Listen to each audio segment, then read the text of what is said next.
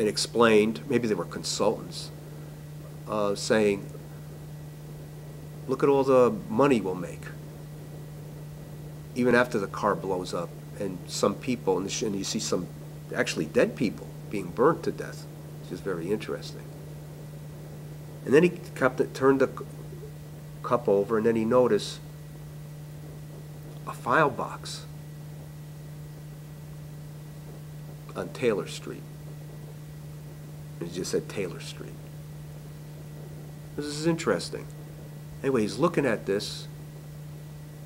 Anyway, he hears on the news a week later that a car blows up, one of the new cars. He said, and it was wondering, it just blew up.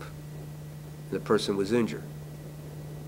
So Xram Lrak is figuring, wait a minute, that $20 part, and he realized instead of recalling all those cars and putting the $20 part in it, these consultants were giving information, well, some cars will blow up, you pay the lawsuit, that's what he just figured out what that cup meant. You just pay the lawsuit, and they estimated how much the lawsuits would be, and they would still wind up way, way ahead. So don't bother calling back the cars, even though people's lives would be, people would be seriously injured, and some would even die. And so he remembered the file box, so he went to Taylor Street, and that was the office building of this car company. Anyway, he broke in the, it was at night. He was Xram Lrak knows how to pick locks. He knows how to pick safes. I don't know where he learned this. I don't know if he learned it from Anita, what I'm telling you before, something about communication. But he picked the lock, and he went to the office, and he saw the file box at this particular office. At that time, they didn't have computers, boys and girls. That's why I said 60s, early 70s. Like today, everything would be in a computer. It was this big file box, all right? And he's looking through it, and he finds this memo. And workers, in this memo, workers of the factory are saying, if this car goes out without this $20 device, it will blow up. Okay. It won't take much to blow it up. In other words, driving 20 miles an hour, and if it hits into something, it could blow up. So what Xram Lrak did, he got that memo, and he brought it to a lawyer who was involved in human rights, okay, to go after that car company, okay. And this lawyer went after the car company. Because of this, certain people who did get injured got way, way, way more money than what the original consultants thought, because this lawyer, brought out what that car company was up to, and so eventually, the company had to pay all the damage. They recalled all the cars back, and also, had to pay certain fines. Now, unfortunately, because in the market economy, the person still owned the company, but a lot of people got money that was rightfully due theirs because of this, and because of what Xram Lrak giving that information to the lawyer, many, many more lives were saved. So this had a positive, more of a positive than a negative ending. Okay, the negative ending was, that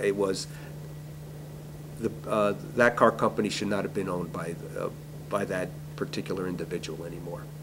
That should have went to the workers. That should have been part of the punishment. But we're not in that set in that stage in development yet where we're going to do that. That'll be in the future. Okay. Anyway, that's the car story. I hope you found that interesting. Yeah. These are he was a big hero. He's a big hero, Xram Lrak, and there's hundreds of them, boys and girls. I have hundreds of these stories. And he always kept his identity. You don't know it's him. I know the real story behind so many things. I know the story, like I told you, the end of Benito Mussolini. Xram Lrak was key in that, and saving the lives from this car blowing up.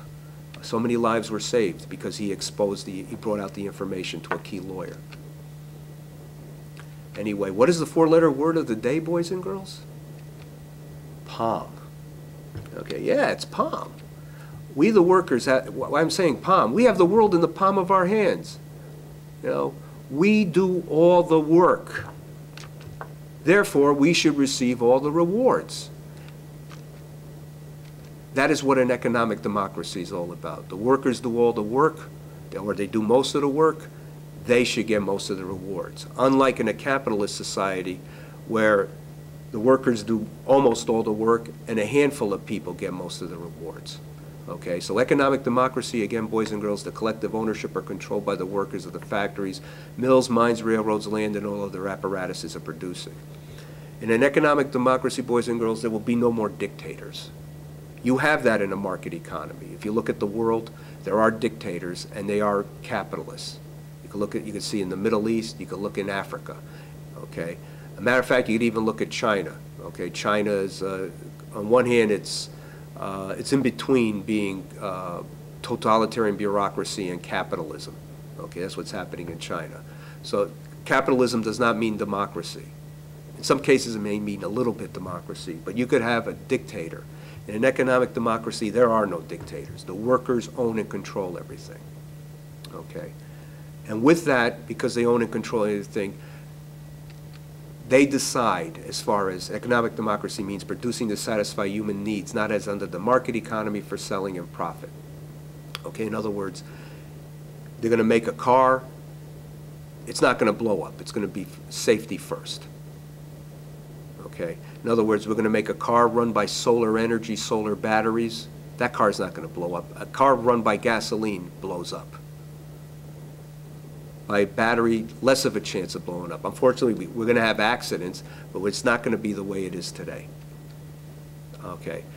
And also, economic democracy means true command and administration of the industries and social services by the workers through a democratic government based on their economic organization and not controlled and managed by a fraction of a percentage of the population as in the market economy.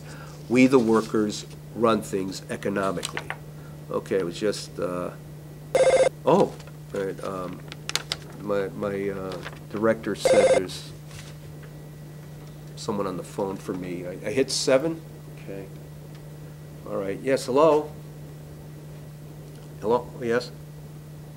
Oh, you pervert. I'm not going to do that. Oh, that's disgusting. Boy, boys and girls, I had the worst obscene phone call you could imagine. The worst pervert. I just got a phone call from a capitalist. And what he asked me to do was to help him oppress workers so that way he could make a bigger profit. Isn't that disgusting? Okay, boys and girls. Well, you heard what I said. That's the worst obscene phone call you could get. Anyway, here are the references for the show, boys and girls, as you can see. And this has been There Is a Place. And this has been Xram Lrak Stories. And tonight, boys and girls, when you kiss your mommy and daddy goodnight, right before you go to bed, you tell them, don't be a lackey for the capitalists. Support the workers and set up economic democracy. Bye-bye. See you next time.